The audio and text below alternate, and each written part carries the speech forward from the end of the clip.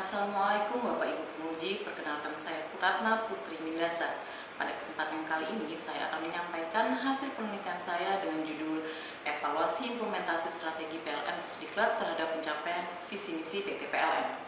Melalui keputusan Menteri Energi dan Sumber Daya Mineral Republik Indonesia tentang pengesahan rencana usaha penyediaan tenaga listrik tahun 2017 hingga 2026, PT PLN mendapatkan amanah untuk melistriki seluruh wilayah Indonesia. PT PLN sendiri memiliki visi diakui sebagai perusahaan kelas dunia yang bertumbuh kembang, unggul dan terpercaya dengan bertumpu pada potensi insani. Salah satu strategi yang dimiliki PT PLN untuk mencapai visi misinya adalah dengan menerapkan strategi sinergi PLN Group. Dalam strategi ini, PLN mencoba untuk mensinergikan proses bisnis hingga kepemilikan aset yang dimiliki baik oleh anak perusahaan maupun unit bisnisnya agar dapat dimanfaatkan secara bersama-sama oleh PLN Group. PLN Pusdiklat merupakan salah satu unit bisnis yang dimiliki oleh PLN, memiliki tugas untuk memberikan pendidikan dan pelatihan bagi pegawai PLN pada khususnya dan masyarakat ketenaga listrikan pada umumnya. PLN Pusdiklat tentunya dituntut untuk memberikan kontribusi terhadap strategi sinergi PLN Group sebagai sarana pencapaian visi misi PLN. Sebagai suatu organisasi mandiri, PLN Pusdiklat memiliki strategi dalam menjalankan kegiatan operasionalnya. Tentunya strategi ini harus dievaluasi untuk melihat pengimplementasiannya yang pastinya akan berimbas terhadap kontribusi Pusdiklat dalam pencapaian visi dan misi. Berdasarkan hal tersebut, maka penelitian ini dilakukan dengan dua tujuan. Yang pertama, mengevaluasi pengimplementasian strategi PLN Pusdiklat menggunakan perspektif balance scorecard. Yang kedua, untuk mengetahui kesesuaian strategi di PLN Pusdiklat dengan visi misi yang dimiliki oleh PLN. Berikut adalah rangka penelitian yang digunakan.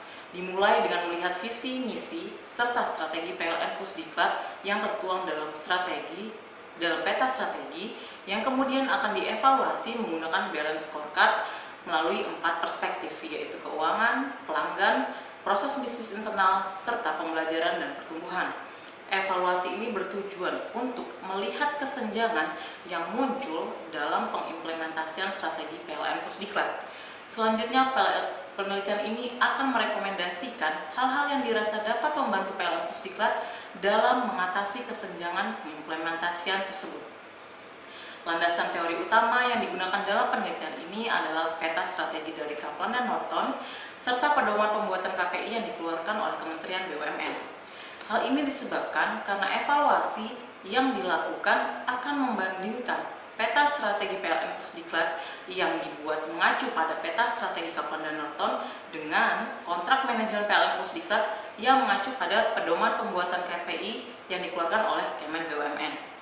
Dalam pedoman ini, selain 4 KPI yang mengacu pada balance scorecard, terdapat satu tambahan perspektif lain, yaitu perspektif kepemimpinan dan tata kelola yang dimaksudkan untuk mengukur pengimplementasian good corporate governance. Penelitian ini merupakan penelitian kualitatif yang menggunakan sumber data sekunder utama berupa dokumen internal perusahaan, didukung sumber lain berupa literatur, jurnal, dan artikel. Metode evaluasi yang dilakukan dalam penelitian ini dilakukan dengan membandingkan pengimplementasian strategi PLN Pusdiklat yang diterjemahkan melalui peta strategi dengan 4 perspektif dan kontrak manajemen PLN Pusdiklat yang berisikan inisiatif strategi untuk mendukung pencapaian tujuan strategi dalam peta strategi tersebut. Sebelumnya, saya akan memperkenalkan terlebih dahulu PLN Pusdiklat yang merupakan objek dalam penelitian ini. PLN Pusdiklat adalah salah satu unit bisnis yang dimiliki PLN dengan tugas memberikan pendidikan dan pelatihan bagi pegawai PLN. Memiliki 10 unit diklat yang tersebar di seluruh Indonesia, 1 unit assessment center, 1 unit sertifikasi, serta 1 unit museum listrik. PLN Pusdiklat memiliki visi menjadi pusat pengembangan kompetensi ketenaga listrikan setara kelas dunia dalam menyiapkan tenaga kerja sektor ketenaga listrikan yang profesional guna mendukung penciptaan nilai korporasi yang berkelanjutan, serta misi untuk mengembangkan, memelihara, dan meningkatkan kualitas insan PLN melalui penyelenggaraan pembelajaran dan asesmen untuk mewujudkan nilai tambah bagi stakeholder. Dengan harapan proses pembelajaran yang dilaksanakan dapat berdampak pada kinerja korporat, maka dibuatlah framework yang menjadi acuan dalam kegiatan operasional PLN Pusdiklat yang disebut House of Corpo. Analisis dan pembahasan dalam penelitian ini dilakukan dengan membandingkan peta strategi PLN Pusdiklat dan kontrak manajemen PLN Pusdiklat. Peta strategi PLN Pusdiklat dibuat dengan mengacu pada balance scorecard yang dibagi dalam 4 perspektif. Perspektif pertama adalah perspektif keuangan. Di sini fokus PLN bukanlah pada pendapatan, tapi lebih pada efisiensi biaya yang digunakan dalam kegiatan operasional perusahaan serta optimalisasi dalam investasi pembelajaran. Dalam perspektif keuangan ini terdapat 2 tujuan strategis, yaitu Return on Training Investment atau ROTI dan efisiensi penyelenggaraan pembelajaran. Perspektif kedua adalah perspektif pelanggan. Perspektif ini terkait dengan keluaran atau output yang dihasilkan oleh PLN Pusdiklat. PLN Pusdiklat ingin mengukur kegiatan pembelajaran yang telah dilakukan. Hal ini diwujudkan melalui 2 tujuan strategis, yaitu kepuasan pelanggan serta dampak pembelajaran dari para peserta yang mengikuti pendidikan. Perspektif internal bisnis proses berbicara mengenai bagaimana PLN Pusdiklat menjalankan kegiatan operasionalnya. Tujuan dari perspektif ini terbagi menjadi 3 pilar utama sebagai makna tersebut dalam rencana jangka panjang PLN Pusdiklat, yaitu brainware, software, dan hardware. Pilar brainware. Pilar ini mendefinisikan tujuan yang berhubungan dengan sumber daya utama PLN Pusdiklat dalam menjalankan kegiatan operasionalnya sebagai unit pembelajaran, yaitu instruktur dan asesor. Tujuan strategis dalam pilar ini adalah tingkat maturitas instruktur dan asesor yang akan dicapai. Maka akan tercipta pilar brainware yang kuat dalam mendukung kegiatan operasional dari PLN Pusdiklat. Pilar kedua adalah software. Pilar ini berkaitan dengan segala sistem yang mengawal dalam pelaksanaan proses bisnis di PLN Pusdiklat. Pilar terakhir adalah hardware, membahas mengenai optimalisasi pengelolaan sarana prasarana pendukung pelayanan, baik itu pembelajaran melalui lembaga diklat, sertifikasi kompetensi melalui lembaga sertifikasi, asesmen melalui assessment center, serta edukasi ketenaga listrikan melalui museum listrik dan energi baru terbarukan atau MLab. Tujuan strategis dalam pilar ini adalah tingkat maturitas pendukung proses bisnis pembelajaran, sertifikasi, asesmen, dan edukasi. Perspektif keempat dalam peta strategi ini adalah learning and growth. Ini berkaitan erat dengan bagaimana PLN Pusdiklat memastikan kebersinambungan proses bisnis melalui optimalisasi pengelolaan sumber daya yang dimiliki. Terdapat 3 tujuan strategis dalam perspektif ini, yaitu kesiapan human capital, kesiapan organisasi, dan kesiapan teknologi. Berikutnya adalah kontrak manajemen PLN Pusdiklat yang dibuat dengan mengacu pada pedoman yang dikeluarkan oleh Kemen BUMN dengan menggunakan 5 perspektif, yaitu perspektif fokus pelanggan, perspektif efektivitas produk dan proses, perspektif fokus tenaga kerja, perspektif keuangan dan pasar, serta perspektif kepemimpinan dan tata kelola. Analisis pertama yang dilakukan pada perspektif keuangan. Perspektif ini memiliki 2 tujuan strategis, yaitu Return on Training Investment atau ROTI dan efisiensi penyelenggaraan pembelajaran. Hal ini sejalan dengan status PLN Pusdiklat sebagai cost center unit, di mana kontribusinya tidak diukur melalui kewajiban dalam menghasilkan pendapatan. Sebagai alternatif, tujuan yang hendak dicapai adalah nilai manfaat yang dapat diberikan dari penyelenggaraan kegiatan pembelajaran dibandingkan dengan biaya pendidikan yang dikeluarkan oleh unit operasional, serta tingkat efisiensi yang dapat dicapai dalam penyelenggaraan pembelajaran. Dalam mendukung tujuan strategis pada perspektif ini, maka ditetapkanlah 2 inisiatif strategis dalam kontrak manajemen, yaitu OPEX non-fuel dan investasi.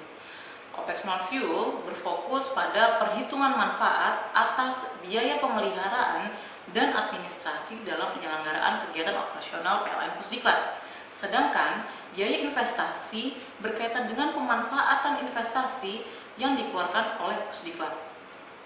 Dapat dikatakan bahwa dalam kedua inisiatif strategis ini tidak ada sama sekali yang menghitung unsur biaya pendidikan yang justru menjadi komponen penting dalam pencapaian tujuan strategis yang sudah ditetapkan. Maka dapat dikatakan bahwa kedua inisiatif strategis ini tidak dapat memberikan kontribusi terhadap pencapaian tujuan strategis pada perspektif keuangan.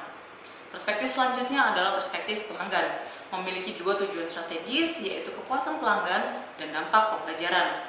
Untuk mendukung dua tujuan strategis ini, dalam kontrak manajemen ditetapkanlah 4 inisiatif strategis, yaitu kepuasan pelanggan yang akan diukur melalui survei, kemudian dampak pembelajaran pada perubahan perilaku, dampak pelajaran pada kinerja, serta return on training investment atau ROTI. Inisiatif strategis dampak pembelajaran serta ROTI diukur dengan mengacu pada model evaluasi pembelajaran Kirkpatrick.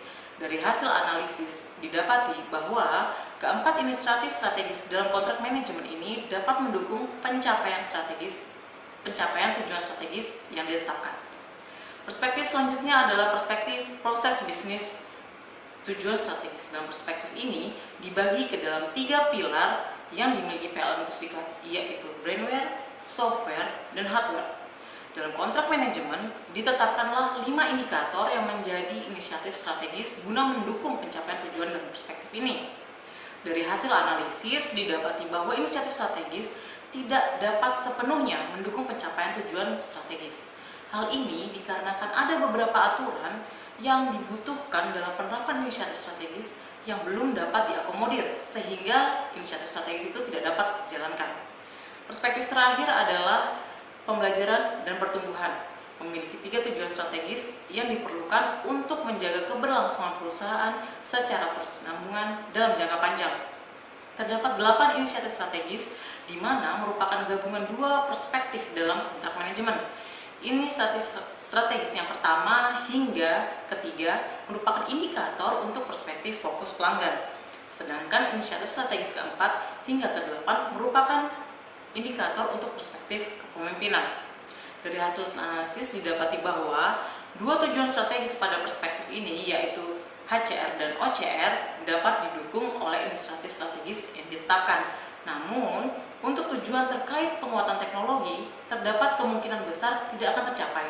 Hal ini dikarenakan karena adanya pemusatan pengelolaan teknologi yang justru dapat menghambat pengelolaan baik infrastruktur maupun aplikasi yang hendak dikembangkan oleh PLN Pusdiklat.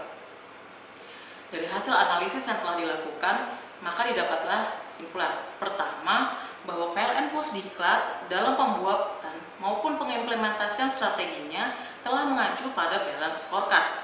Namun terdapat beberapa tujuan strategis dalam perspektif keuangan dan juga pembelajaran dan pertumbuhan yang tidak dapat terpenuhi karena pemilihan inisiatif strategis yang dirasa kurang tepat.